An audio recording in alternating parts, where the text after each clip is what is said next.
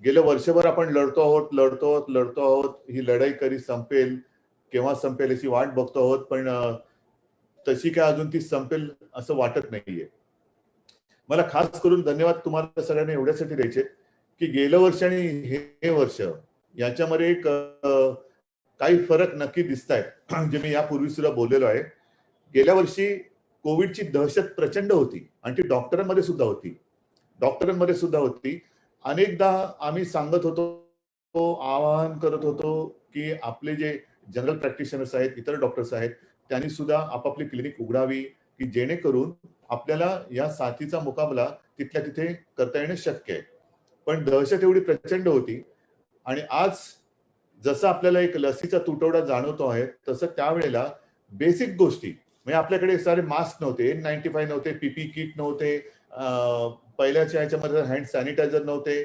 तर ह्याच्यामध्ये एक भीती किंवा दहशत असणं हे साहजिकच आहे. ती परिस्थिती आणि आताची परिस्थिती पाहिली तर आता बरेचसे डॉक्टर किंवा जवळपास सगळे डॉक्टर्स यांनी आपापले दवाखाने उघडलेले आहेत, क्लिनिक उघडलेली आहेत, नर्सिंग होम उघडलेली आहेत आणि ट्रीटमेंट सुरू केलेली आहे. हे खूप एक चांगलं महत्वाचं लक्षण किंवा महत्वाचं काम या वेळेला मला दिसतंय. आता हे दिसत असल्यानंतर जो मी एक कन्सेप्ट आणलेला आहे, संकल्पना आणलेली की माझा डॉक्टर म्हणजे आपल्याला सर्वांना कल्पना आहे की प्रत्येक मी ज्याला फॅमिली डॉक्टर आपण म्हणतो, फॅमिली डॉक्टर, मग तो डेंटिस्ट जरी असला तरी कदाचित अख्खं कुटुंब एका डेंटिस्टकडेच जातं.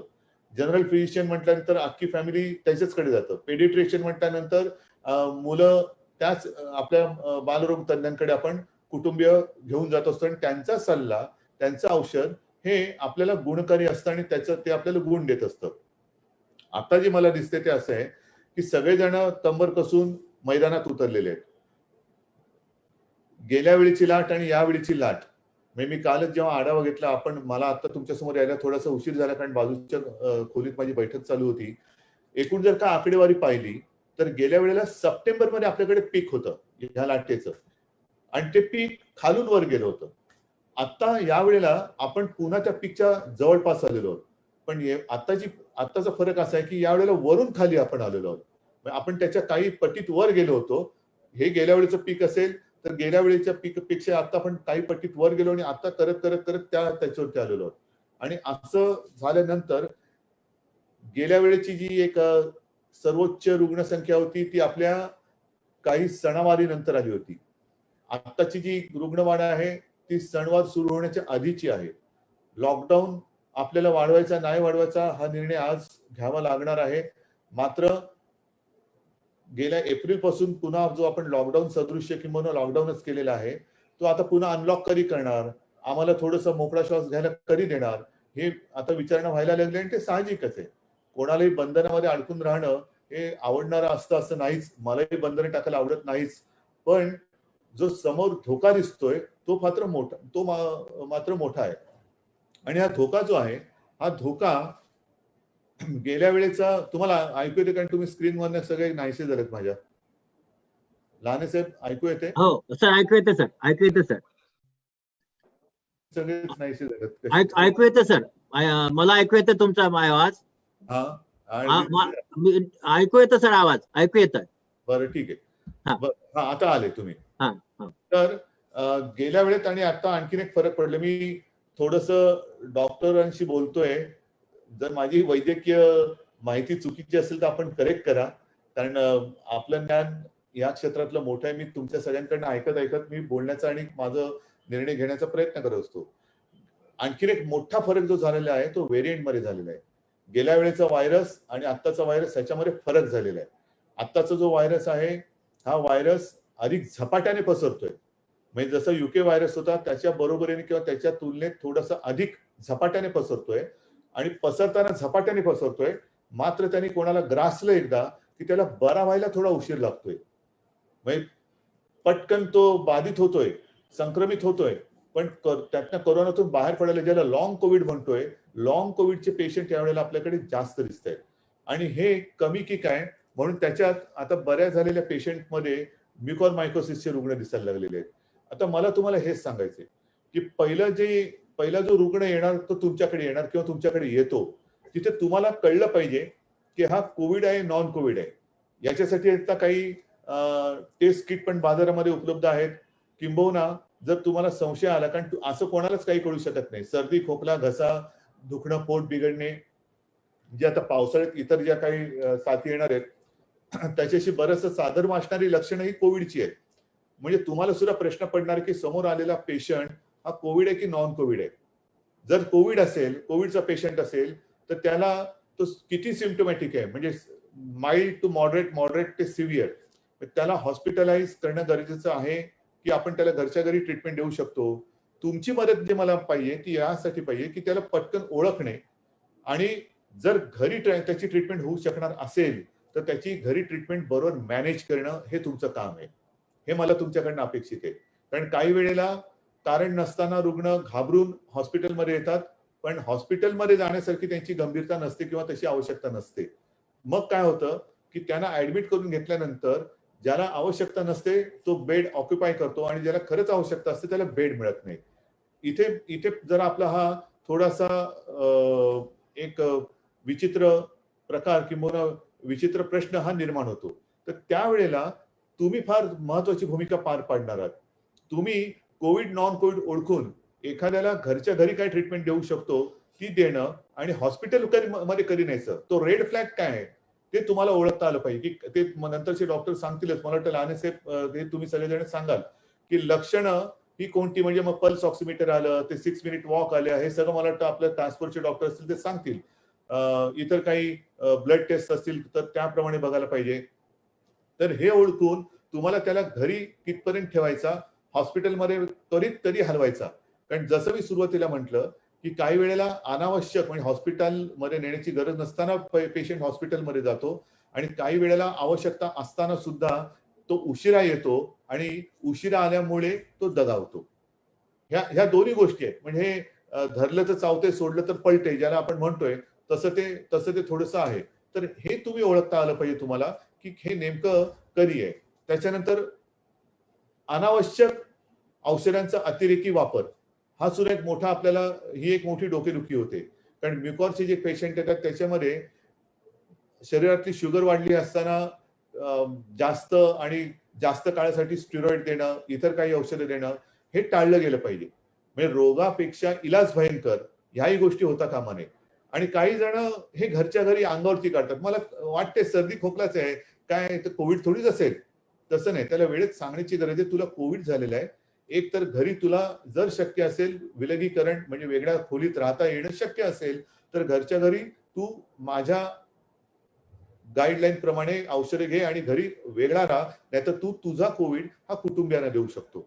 आणि आणखीन एक महत्वाचा मुद्दा जो आहे की आता हे फंगल इन्फेक्शन जे होतंय, म्युकॉरचं होतंय, तसंच पावसाळा सुरू झाल्यानंतर इतर जे मायक्रोब्स आहेत म्हणजे इतर बॅक्टेरिया येणार, इतर व्हायरस येणार, ह्याच्यापासून सुद्धा उपचार करताना काय सावधानता बाळगायला पाहिजे हे तुम्ही लक्षात घेऊन तुम्हाला ती उपचार पद्धती ही अवलंबावी लागणार आहे.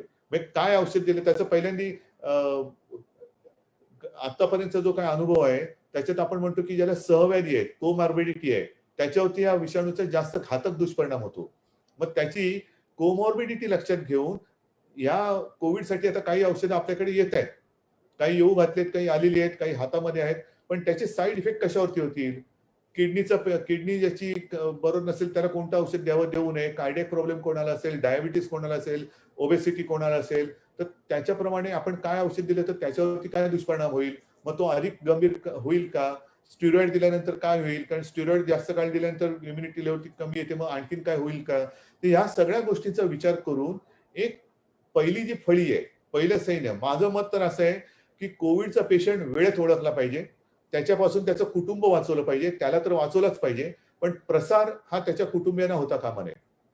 कारण अनेकदा मी तुम्हाला सांगितलं की आता जी तिसऱ्या लाटेची शक्यता आहे ती लहान मुलांमध्ये येईल का, येईल न येईल हा एक अंदाज आहे.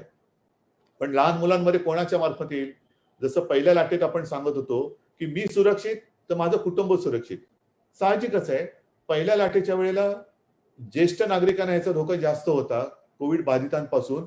तसंच जर आता वयाचं अनुमान लावलं तर कोविड बाधित जर कुटुंबियातला एक कोणतरी असेल तर त्याच्यापासून मुलांना हा कोविड होण्याची जास्त शक्यता आहे.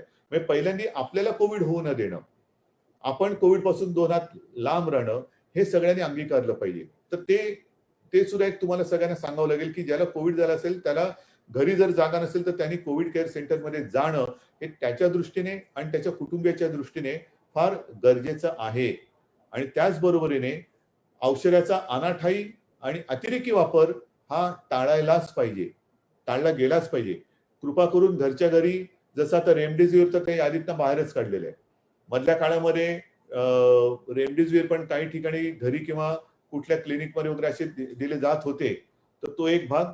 म्युकॉरमायकोसिसच्या बद्दल कशामुळे ते डॉक्टर भूमकर असतील तर ते डॉक्टर भूमकर साहेब आपण सांगालच. पण ट्रीटमेंट देताना काय आपण खबरदारी घ्यायला पाहिजे की जेणेकरून आपण म्युकॉरचे पेशंट किंवा म्युकॉरचा हा जो रोग आहे तो वेळेत आवरू शकू. तर अशा काही बऱ्याचशा काही गोष्टी आहेत. मला असं वाटतं तुम्ही सगळेजण सुज्ञ आहात, तुम्ही सगळेजण आता मैदानात उतरलेला आहात आणि म्हणून मी तुम्हाला सगळ्यांना जनतेच्या वतीने माझा डॉक्टर, माझे पण ज्याला म्हणतो ना त्याच्यावरती जास्त विश्वास असतो. म्हणजे तज्ञांचा जरी सल्ला घेतला तरी तो तुमच्याकडेच येतो की मी अमुक अमुक स्पेशलिस्ट कडे गेलो होतो, त्यांनी मला हे औषध घ्यायला सांगितले, घेऊ की नको. तर हा तुमचा सल्ला जो आहे तो फार लाख मोलाचा आहे, लाख मोलाचा आहे. आणि तो लाख मोलाचा सल्ला देण्यासाठी तुम्ही समर्थ आहात. तुम्हाला कधी काही कोणतीही शंका कोणतेही प्रश्न या कोविडच्या निमित्ताने असतील तर मला असं वाटतं त्याच्यासाठी लहाने साहेब आपण एखादं काहीतरी प्लॅटफॉर्म किंवा काही या गोष्टी तयार केलेल्या असतीलच. अजिबात प्रश्न विचारायला संकोचू नका. अजिबात कोणताही प्रश्न तुम्हाला वाटला तरी त्याच्याकडे दुर्लक्ष करू नका. कोविडचा पेशंट वेळेमध्ये ओळखा, त्याला घरी ट्रीटमेंट देताना आवश्यकतेनुसारच तेवढीच औषधं द्या, त्याच प्रमाणात औषध द्या. रेड फ्लॅग कोणता आहे ते ओळखा. त्याला हॉस्पिटलमध्ये कधी न्यावं लागणार आहे त्यावेळेला तत्काळ तो हॉस्पिटलमध्ये नेला गेला पाहिजे. आणि आणखीन एक महत्वाची गोष्ट, त्याचाही डेटा मला असं वाटतं असणं गरजेचं आहे. तो म्हणजे कोविड पॉझिटिव्ह पेशंट जरी तुमच्याकडे आला किंवा आपल्या कुठल्या कोविड केअर सेंटरमध्ये गेला तर त्यांनी कोणतं वॅक्सिन किती डोस घेतले होते आणि कधी घेतलं होतं ह्याचा एक डेटा आपल्याला पाहिजे. कारण वॅक्सिन दिल्यानंतर त्याचा खरंच त्याची एफिकसी काय आहे ह्याची नोंद ही आपल्याला करणं गरजेचं आहे. हे सगळं मी तुम्हाला का सांगतोय, पहिल्या दिवसापासून आपण एक सुद्धा केस ही लपवलेली नाही. ती एवढ्यासाठी की 100 वर्षापूर्वी आपल्याकडे स्पॅनिश फ्लू ही एक साथ जगभर आली होती. त्याचे फारसे काही डिटेल आपल्याकडे नाहीयेत. पण फोटो जे आहेत ते हेच आहेत. मास्क वापरून म्हणजे रुमाल बिमाल बांधून लोक फिरतानाचे फोटो आहेत.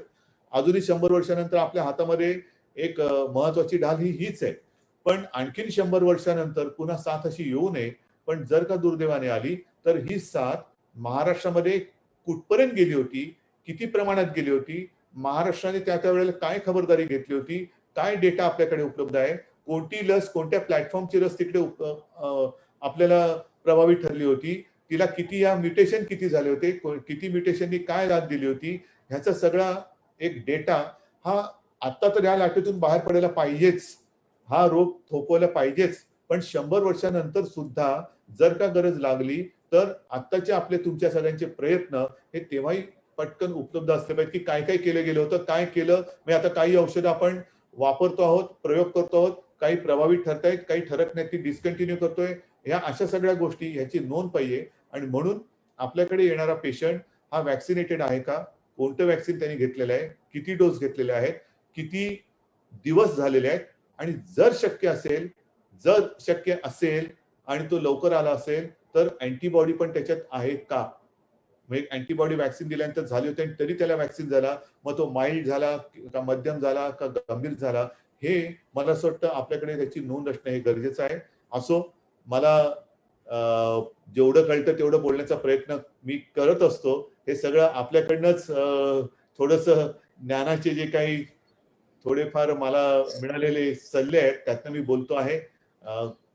असं कृपा करून समजू नका की मी आपल्याला काहीतरी शिकवतोय. पण मला वाटतं की काही ज्या गोष्टी आता आवश्यक आहेत त्या आपल्याला करणं गरजेचं आहे. आणि म्हणून आपण सगळेजण मैदानात उतरल्याबद्दल तुम्हाला सगळ्यांना मी धन्यवाद देतो. लहाने साहेब, आता पुढे आपलं कार्यक्रम चालू ठेवून द्या. या डॉक्टर मंडळींचे काही प्रश्न असतील, काही सूचना असतील तर त्या पण घ्या. आणि एक गोष्ट आणखी सांगतो की गेल्या वेळेला आणि यावेळेला आपल्याला ऑक्सिजन प्रचंड प्रमाणात लागला. आपल्याला राज्यात जेवढा उत्पादन करतो त्याही पेक्षा 500 मेट्रिक टन ऑक्सिजन बाहेरून आणावा लागला. ती वेळ पुन्हा येऊ नये म्हणून माझा प्रयत्न आहे की जी जी काही छोटी छोटी आपली हॉस्पिटल किंवा नर्सिंग होम असतील इकडे आवश्यकतेनुसार छोटे छोटे जर ऑक्सिजन प्लांट लावले आणि प्रत्येक छोटी हॉस्पिटल जर का आपण स्वयंपूर्ण करू शकलो ऑक्सिजनच्या बाबतीत तर उद्या एक जो काही आपला अंदाज आहे तिसऱ्या लाटेचा त्या तिसऱ्या लाटेचा मुकाबला करायला आपण सज्ज असो. सर्वांना पुन्हा एकदा मी धन्यवाद देतो, सगळ्यांना शुभेच्छा देतो आणि इथेच थांबतो. जय हिंद, जय महाराष्ट्र.